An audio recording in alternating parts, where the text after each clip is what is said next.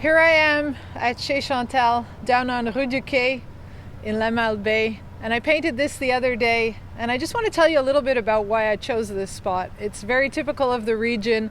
This snack bar, casse-croûte, you find them all over in Quebec, and people come here and they buy ice cream and poutine and frites, and it's a wonderful spot because of all the little houses along here. It's right on the water.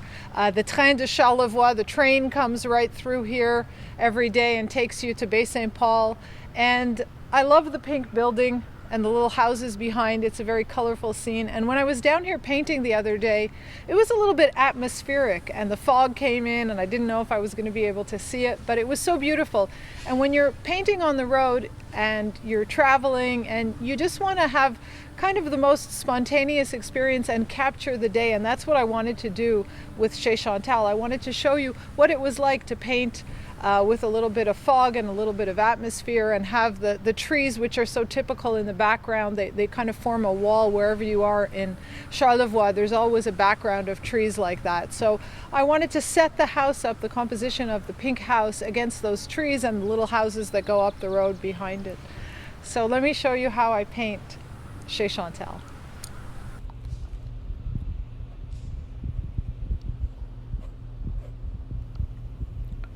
The first thing I'm going to do in my pencil drawing is to position the main building on the page. I want to make sure that it fits in and I get everything that I want in there, including the houses in the background and a little bit of the trees. So the placement of that page is really important, as is the horizon line that I put in, which helps me draw the sides of the building and the windows. So that horizon line corresponds to my eye level.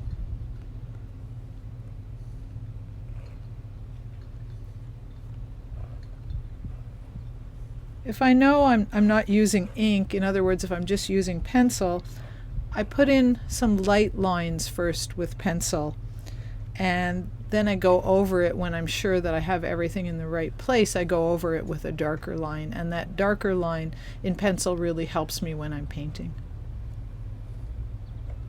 There's so many details in this scene that I want to include: the level crossing lights and the ice cream cone and the signage, the Pepsi signs, the red lobster that's there that shows that Chez Chantal has lobster rolls local from the local catch, the beautiful door that has the little cutouts, and the takeout window. And I'm going to start by putting all of those in and make sure that I don't forget anything.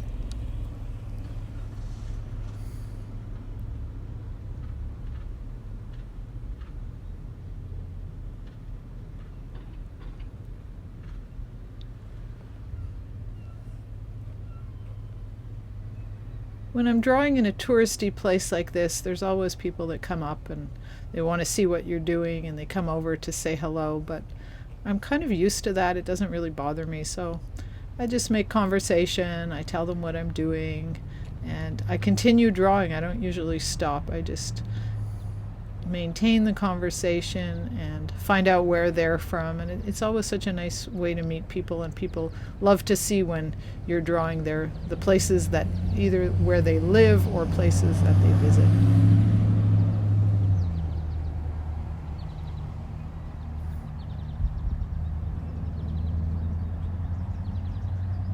What I like about this scene is that there's this background of trees, and you see that everywhere in Charlevoix because it's very hilly, and there's this little road that goes up next to Chez Chantal that has some colorful houses, so I want to make sure that I get those shapes in there. There's a bunch of repeating triangles of all those roof lines, and behind that is that slope of trees, so I want to make sure that I get that in there.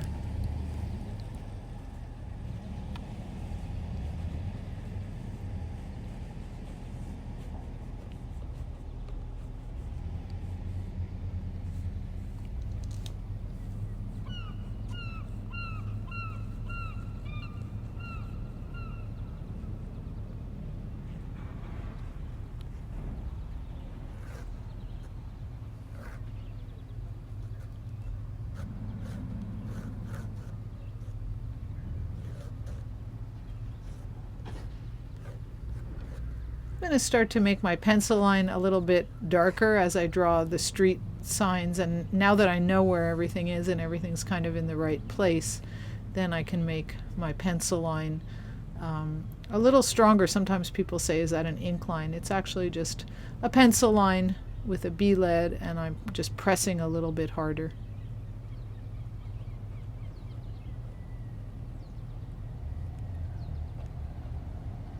It may seem like I have a lot of pencil lines in there, but when I get that much in there, it makes it so much easier for me to paint. Then I just have to add a light wash of paint on top of these things, and then I already have some texture and surface texture built in, especially on the architecture.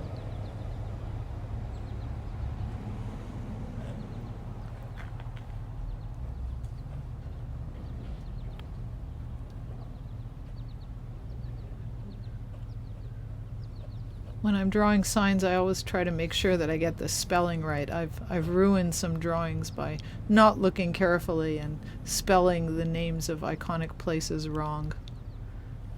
But luckily I'm doing this in pencil.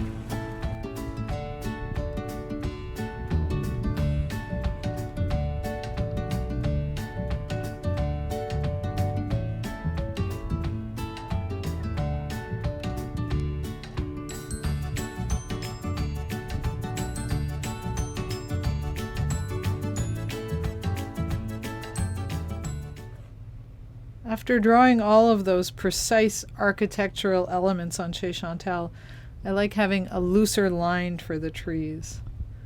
And when I'm doing these, I always try and vary the height and the width. You don't want to have them symmetrical, evenly spaced apart. So I try to vary the width of them, the shape of them, and the space between them.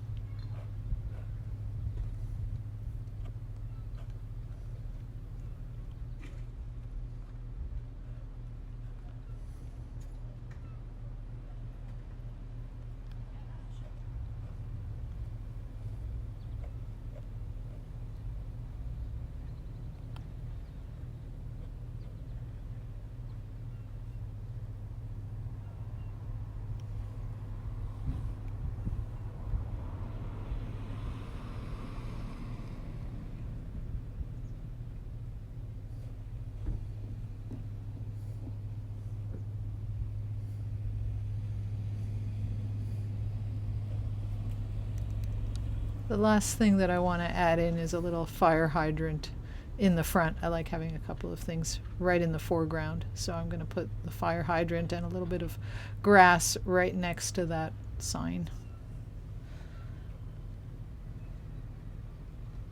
My first step with watercolor is to put in that misty sky with a blue-gray wash, and I mix up quite a bit of it on my palette so I have enough to go right across the sky. And I often bring that sky wash right down to the horizon line, and that unifies the background behind my main subject.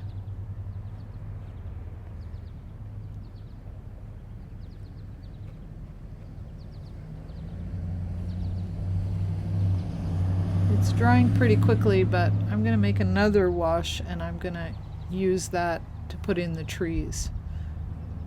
Still sticking with the same colors, a lot of yellow ochre and cerulean blue.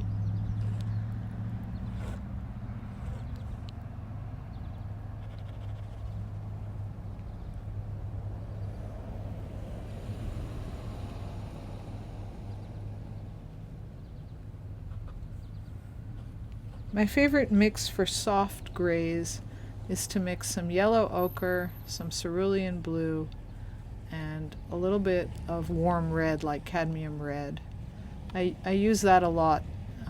It makes a lighter, a little bit more opaque mix and very warm. And I'm going to use that on the road. On the road on the side and on the road in front of Chez Chantal, and right across where those railroad tracks go. It's a beautiful granulating mix because of the cerulean blue. And when it dries, you can see lots of different colors in it.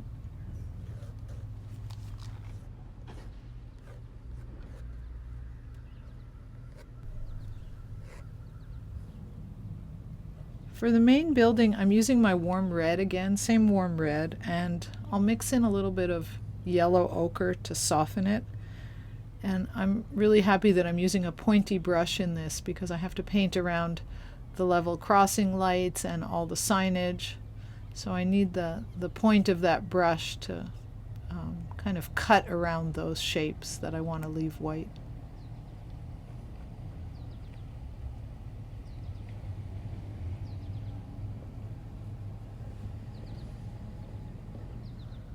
I really like this limited palette of red and yellow and blue, soft colors for the misty day. And I find that if I start with those colors and use that a lot, it really unifies my sketch. Later on I add darker, I might add some darker tones and some brighter tones for details, but if I start with this, then the sketch really has unified color in it.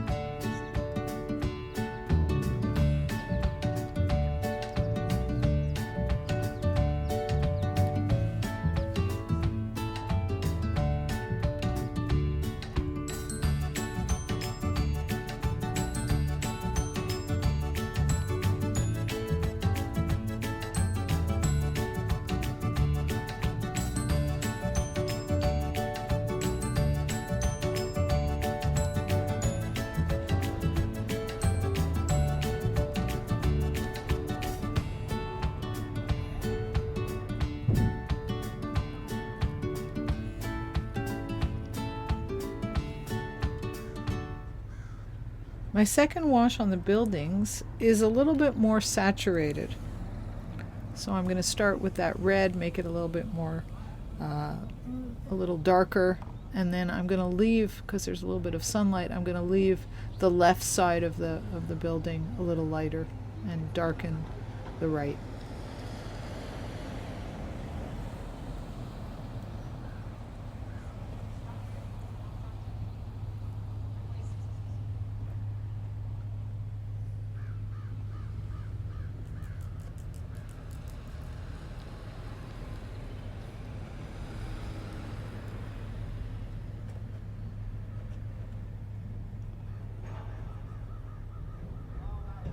added a little bit more blue to my mix because where that takeout counter is, there's a little overhang on the building, and I want to get a little shadow on there. So I cooled that red mix by adding a little bit of cobalt blue.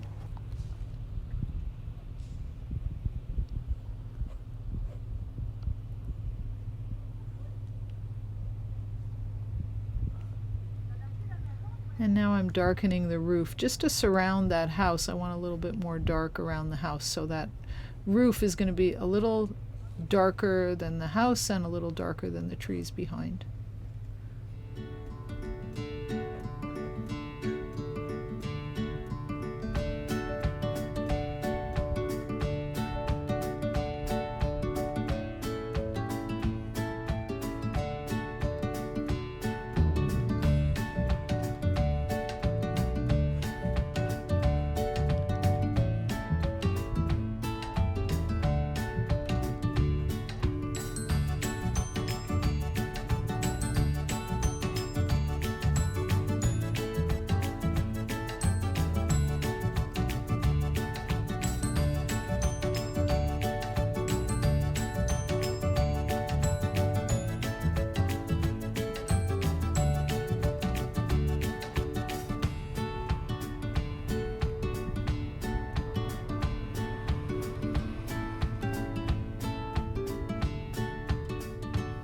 As I get into these smaller details, I start to dip into the brighter colors on my palette, and the washes are a little bit more saturated, a little less wet.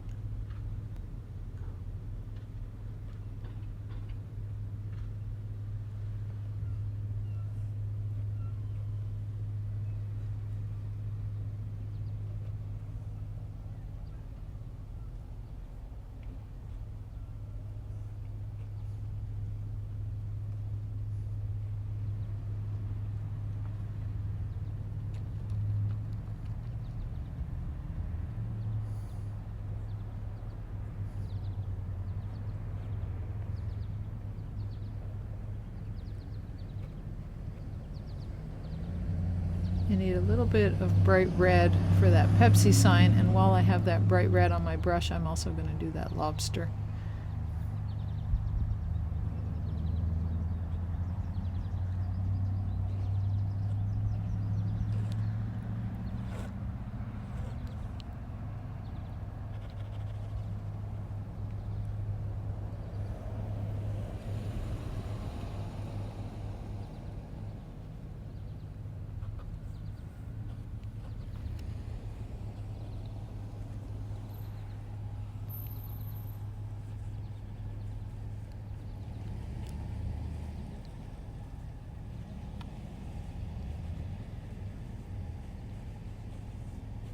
The final steps are always those small little darks. The chairs, the takeout window, the lights, the signage, the inside of the windows.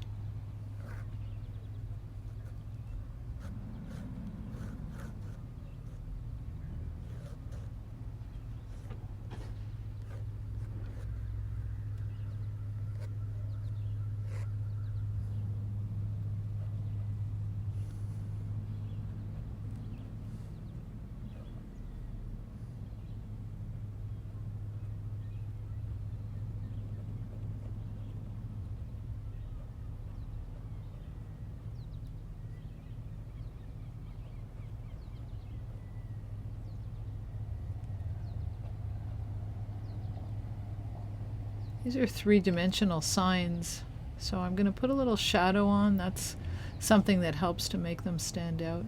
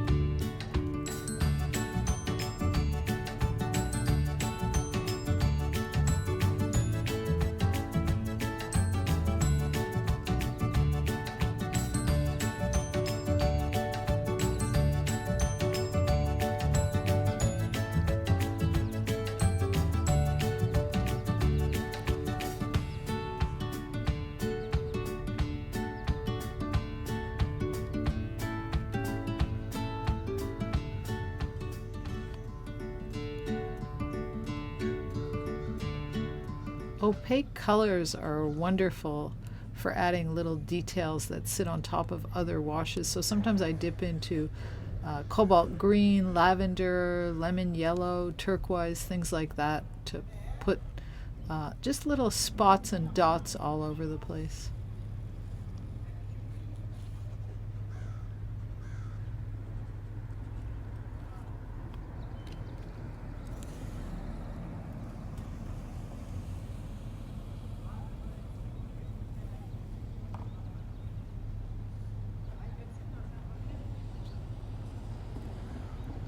I need a few smaller, darker details, so I've switched to a little mop brush that holds a lot of saturated color. It's great for making lines and details on the buildings.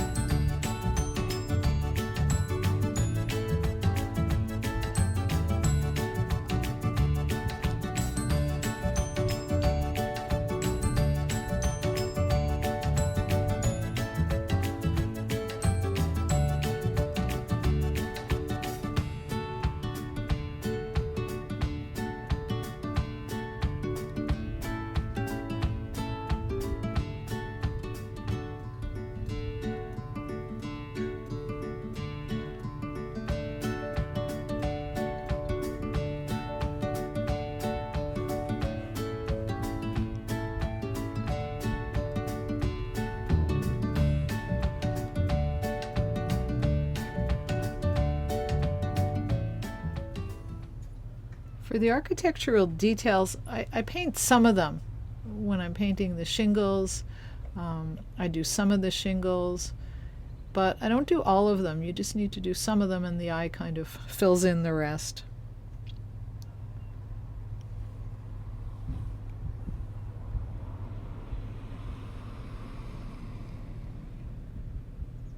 I'm going to define the trees a little bit more. I want to have one more closer layer of trees that are just a little darker and a little more precise. So I mixed up a similar color to my first wash, just a little bit darker, and I'm using this dry brush to put in some of those trees.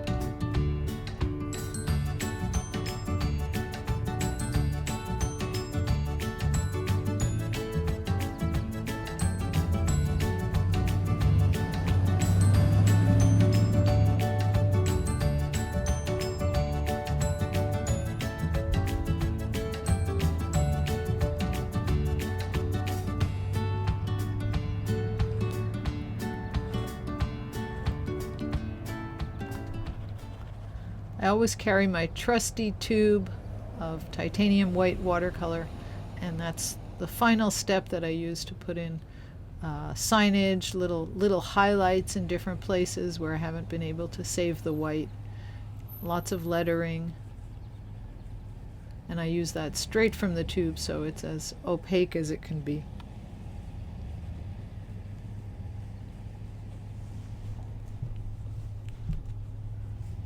And of course the last step is to do the lettering on Chez Chantal with that white paint.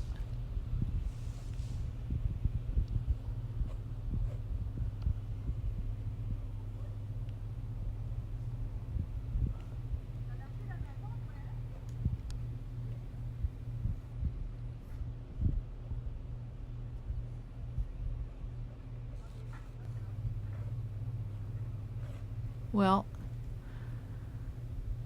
that's about it for Chez Chantal.